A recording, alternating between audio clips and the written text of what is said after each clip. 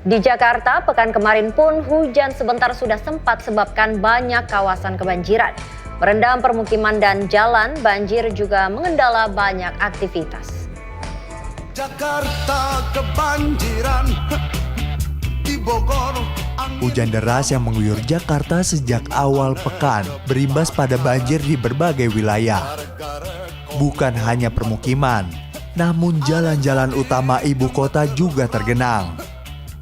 Ramai di media sosial, warganet menunjukkan seberapa parahnya banjir yang mengepung akses pulang para pekerja.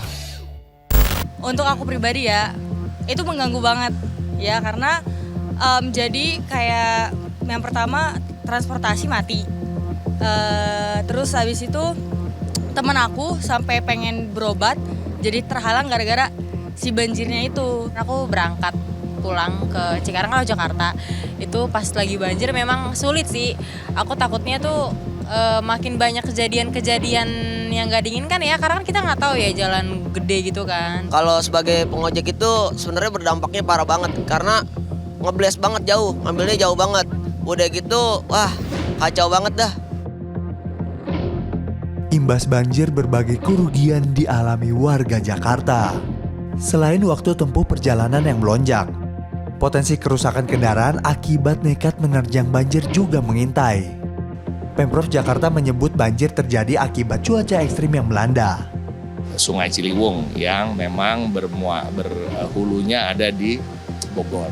Yang kedua, cuaca ekstrim yang memang curah hujannya begitu tinggi. Yang ketiga, kalau kita bicara di Jakarta Utara maupun Barat, sebagian kena banjir rob atau naiknya permukaan air laut. Nah, kalau di Jakarta sendiri di pusat kota misalnya ya, memang akhirnya terjadi banyak genangan karena di pinggiran-pinggiran jalan raya itu kalau kita tahu di Rasuna Said misalnya, di Setiabudi misalnya, itu kan juga ada cabang-cabang dari Sungai Ciliwung itu sendiri yang meluap. Tapi juga kita sadari memang ada saluran-saluran yang tersumbat. Meski banjir sempat mengepung beberapa wilayah, Pemprov Jakarta menilai banjir tahun ini tidak separah tahun-tahun sebelumnya.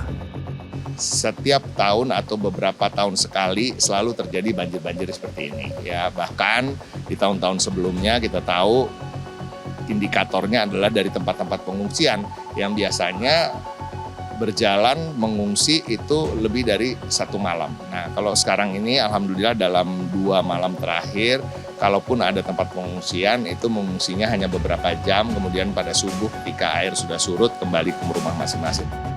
Data BPBD mencatatkan ada lebih dari 100 RT di wilayah Jakarta yang berdampak banjir. Terdapat juga 996 warga yang terusir dari rumah di 17 posko pengungsian. Adrian Ditya, Rio Pramasa melaporkan.